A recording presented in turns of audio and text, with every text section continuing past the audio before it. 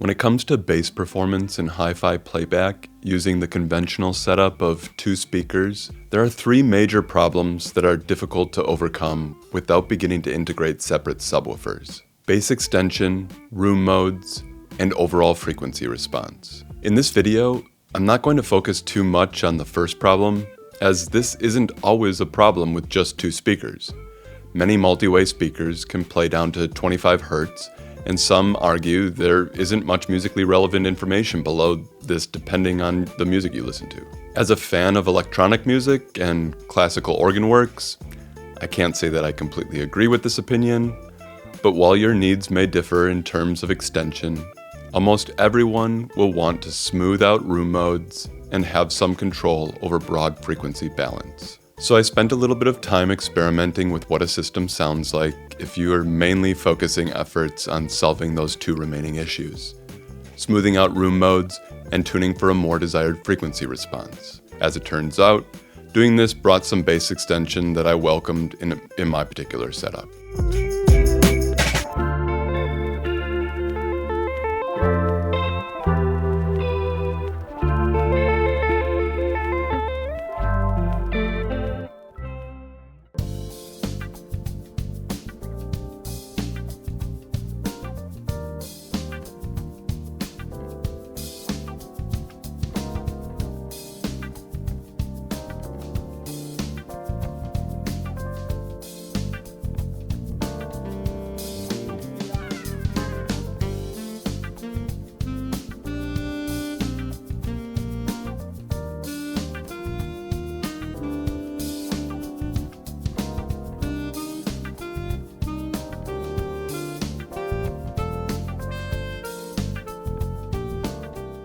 I'm going to start by first setting the stage a bit with the equipment I used for my assessment. I primarily sourced streams from my DCS Lena DAC and master clock. The analog signal was then sent to my reference Hegel H190V integrated amplifier using AudioQuest Black Beauty XLRs. For mains, I used my reference Golden Ear BRX stand mount speakers with AudioQuest Thunderbird Zero speaker cables, and sent the line-level analog signal to the subs using the variable single-ended output from the Hegel. SVS humored my plans for experimentation by graciously supplying me with a few SVS Micro 3000 subwoofers.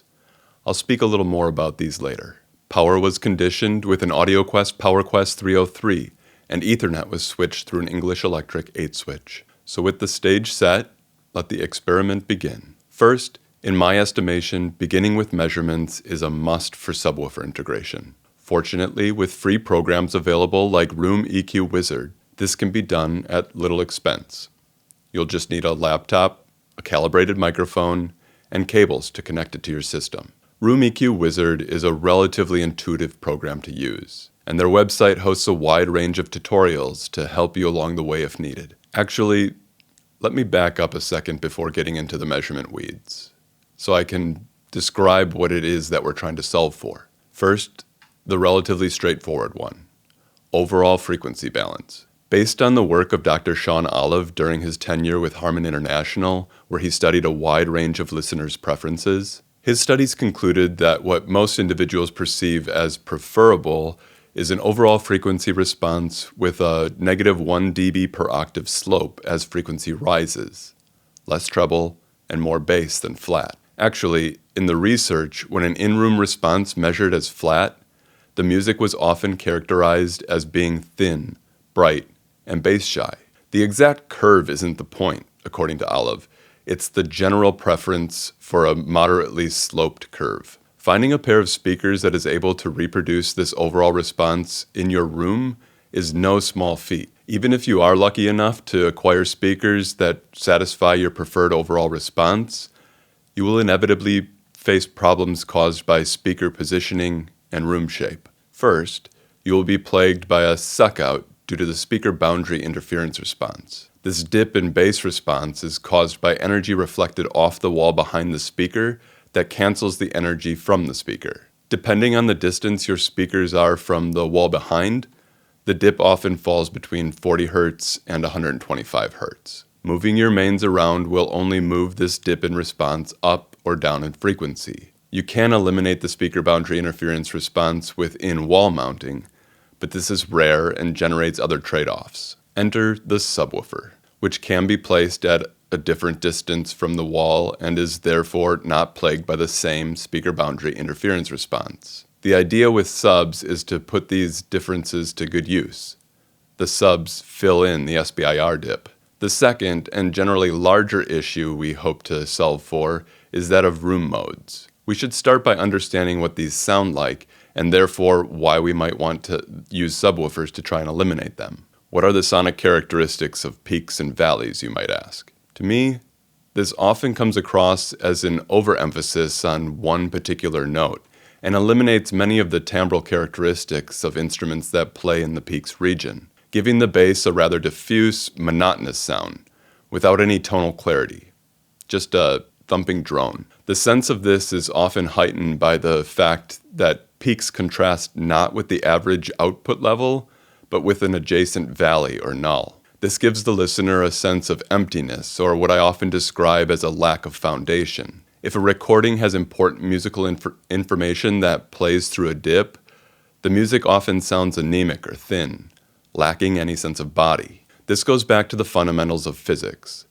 But I want to revisit those fundamentals because I myself often forget about looking at the air in a room like the fluid it is. I find understanding fluids to be a bit more intuitive with compounds that are in liquid form at atmospheric temperature and pressure. Good old H2O, for instance. When you slosh water in a bathtub, it's quite easy to see that peaks and valleys form, and if you look long enough, you will often see that peaks tend to establish themselves in the same spot, and similarly, valleys are formed in consistent areas. This same thing is going on in your room, especially at low frequencies where the waves are quite large. 75 Hz has a wavelength of 15 feet, 50 Hz has a wavelength of 23 feet. These differences in wavelength means that the peaks and valleys are in different places for different frequencies. Armed with this understanding, we can now see that from a fixed listening position, there are certain frequencies at which the sound waves collide,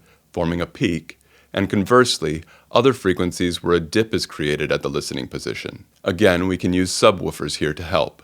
By initiating those waves from another area in the room, we can begin to smooth things out. The frequencies of the modal peaks and valleys will be set by the room's dimensions, but different speaker placements will emphasize or de-emphasize the various modes at the listening position. There are perhaps 9 or 12 important modes in many rooms. So as a thought experiment, we could work to de-emphasize peaks and valleys by moving the mains around the room. Again, we can't change the frequency at which these occur. This is set by the room's dimensions. But really, proper placement of our mains is primarily focused on providing the best phantom image possible. I mean, if you move your mains around just to achieve a flat frequency response or smooth frequency response, only to have a diffuse and confusing aural image, what are you really doing with your life? Now this is where the subwoofers come in. And since we're adding bass output capability with the addition of subs, we have some ability to fill in dips without running out of woofer excursion or amp power. I started by playing around with subwoofer placement, trying a symmetrical setup on the front wall, and found that with the wide range of settings that were available, pretty good bass response could be achieved here. However, I found the most benign interaction with the room modes to be an asymmetric setup that I used for the lion's share of this experiment. I also found this to be the most enjoyable placement in my room when listening to music. Of course, there are near endless possibilities for subwoofer placement within a room. For the purpose of this video, I tried to limit myself to more traditional placement options, understanding that most people won't want to be navigating a field of subwoofers as they make their way to the listening position. Additionally, with subs, listeners now have more control over output levels below the low-pass frequency set on the sub, allowing you to further refine the overall response. This is not a small point, as we'll soon see. Okay, enough of the theory and philosophy. Let's actually get into the measurements. Keep in mind, all of my measurements were taken from the listening position in my room. These measurements will certainly help to frame your reference, but the empirical data that I have collected will not help you when it comes to integrating subs in your room. The theory, philosophies, and ideas that I enlisted to achieve my goal may help you, but I can't overstate it. You will need to take measurements of your equipment in order to apply it in your room. So first we have to know where the starting line is. Here we have the baseline response for my Golden Ear BRXs in my room. You'll see here that output is very strong down to 50 Hz. This is one of the reasons I quite enjoy these speakers. They're reasonably priced stand mount speakers that have strong low-end output. But in musical terms, there are many recordings with bass in the 30 to 50 Hz range.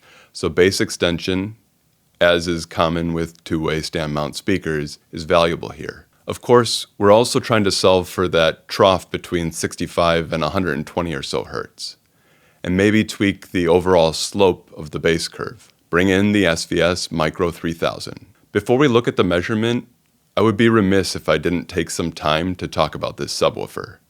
I mean, wow. This roughly 11-inch cube packs a punch with its dual opposing 8-inch drivers. The output of this little sub is incredibly controlled and remarkably quick. They offer impactful transients and timbral clarity, and the SVS app makes integration a breeze. Right now, they're on sale for $699.99 each. That's US for our viewers abroad.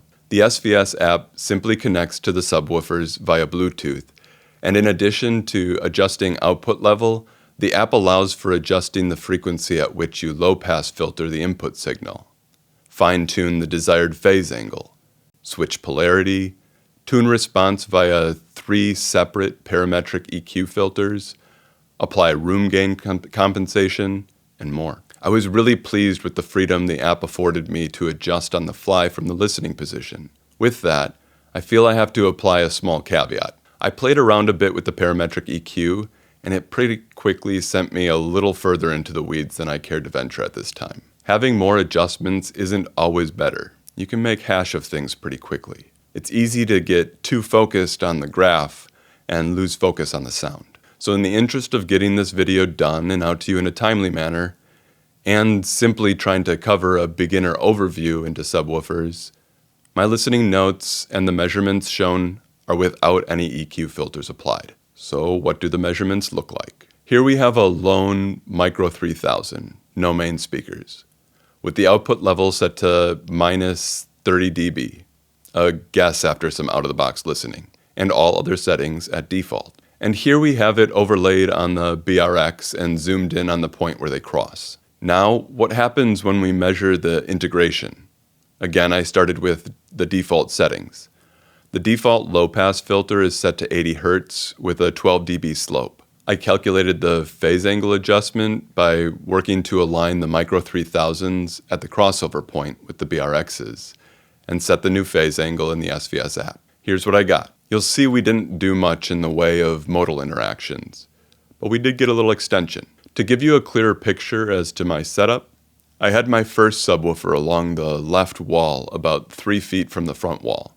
With one sub, you will be hard-pressed to address room modes, as we're really not able to do much to address the sloshing of those waves. One option for the use of one sub is to place the subwoofer in the center of the room. This will help you address room issues sonically while adding some room issues aesthetically. There are other acoustical reasons not to use just one sub. So let's bring in a second subwoofer. I placed my second sub as close to the front right corner that my room would allow, given my room treatment setup. In the front corners of my room, I have ASC subtraps, which are designed to work with subwoofers placed on top of them. This also afforded me the opportunity to elevate my second subwoofer, compounding its ability to address room modes. Remember, we have 3 dimensions in the room that cause our primary modes: length, width, and height. And we want different main and sub locations in order to get different outputs that we can use to reduce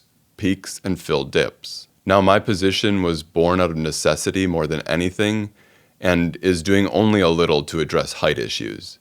But we have to work in real rooms. Okay, here it is. The change here is obvious. We've clearly addressed the valley at 70 Hz. I have to note here too that on the graphs you see, I have applied smoothing in Room EQ Wizard to better highlight areas with the most need. It's important to remember that there is still sound pressure in the room at 70 Hz with the mains alone, just not at the listening position.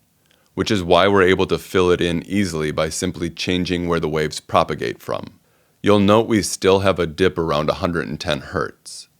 This is the speaker boundary interference response, the frequency at which the speaker begins to fight itself. Bass is omnidirectional, and therefore reflects off the wall behind the speaker, propagates forward, and the reflected wave meets with the direct wave. The frequency at which this occurs is cancelled. As I mentioned earlier, changing the distance that your speakers are from the wall behind them only moves the frequency at which this occurs up or down and does not eliminate it. The best way to address this dip is to deploy subwoofers, which we've done. So why still a dip? Well, as opposed to our room mode, where the sound waves still existed in the room, just not at the listening position, here, there was very little sound in the room from the mains. So the sound pressure at this frequency is provided almost entirely from the subwoofers. With our crossover set to 80 Hz and with a 12 dB per octave slope, we're at a little over 6.5 dB down at 110 Hz, with little assistance from the mains. So what if we take that crossover point and bring it up to, say, 118 Hz? You'll see here that we were able to fill in this dip a bit more. We also have now achieved a level here commensurate with our desired -1 dB per octave slope. You'll also see we got a double win. In addition to the elevation and output around the speaker boundary interference response, that bump in output around 50 Hz was leveled off. This is tiny, I know, but hey, a win's a win. I paused with the measurements at this point to do a little listening. My eyes were spinning from looking at graphs, and if I had to hear one more 20 to 20K sweep, I was going to be sick. And at any rate, we're here for the music. So what did I hear? Well, obviously there was more extension. But beyond that, there was significantly more timbral clarity in this range. Rather than a droning bass, an upright sounded like a bow running across its metallic strings. Bassoon had far greater texture and clarity, and kick drum was impactful and tight. We've definitely made progress on tone, but the level just didn't sit right with me. I'm sure if I were watching an action flick, it would have been extremely engaging and filled with oral excitement. But for music, it sounded a bit like a caricature of the performance. So I played with level a bit in the SVS app. I came down 4 dB and listened, then measured. You'll see here the curve stayed relatively the same, preserving that lovely tonal clarity. However, on some brighter recordings, this had me thinking I might have taken a little too much out, as some tracks sounded a little thin. Additionally, I could hear that something wasn't quite meshing in the phase response. If you're not certain what phase misalignment sounds like, swap the leads on one of your main channel speakers. This presents the most extreme example of the phenomenon, and leaves for quite an uncomfortable listening experience, but one that is certainly worth establishing a sonic snapshot of for your memory. So while I was taking the measurements of the lower output level setup seen in the previous graph, I played with the phase angle setting in the SVS app and made hash. Remembering my original phase alignment was calculated using my initial 80 Hz crossover point, I recalculated, phase was set, and listening once again commenced. As I mentioned, -4 dB did leave the music sounding ever so slightly lean. So while I listened, I played around with level a bit and ended up finding that going back up 2 dB sounded just about right. Graph H. The bright green line here is where I settled in with the level set to +2 dB from the previous measurement. The music with these settings had body, was rich with timbral clarity, and engaged me as a listener. It also presented the music with a deeper sense of space, making it sound as if there was a performance in the room, as opposed to a stereo projecting sound from the front wall. Now, in their own right, the BRXs do an excellent job at presenting engaging music and actually render spatial cues quite well. But contrasted with them aided by subwoofers, it was next level for sure. Also, with the new phase angle setting, most of the issues here were quashed. Any issues that remained were below the low-pass frequencies set on the subs and were likely due to some messiness where the subs overlap the mains in this area. In an attempt to mitigate this, I switched from a 12 dB per octave slope on the low-pass filter to an 18 dB per octave slope. The red line indicates the resulting frequency response. I saved these settings in one of the presets for the subwoofers in the SVS app, and this is where I enjoyed the balance of my time with the Micro 3000. Obviously, this is not an exhaustive analysis of realizing each possible theory or philosophy on subwoofer integration with a stereo setup. Really, my main goal was to encourage those of you who may have fears or uncertainties around integrating subs in your system. Yes, there is a lot of opportunity to get lost in the weeds. Believe me, I was there. But really, this is all about enjoying the music. Don't spend your life chasing peaks and valleys. Just have fun. Hell, I had to remind myself of that frequently during this experiment.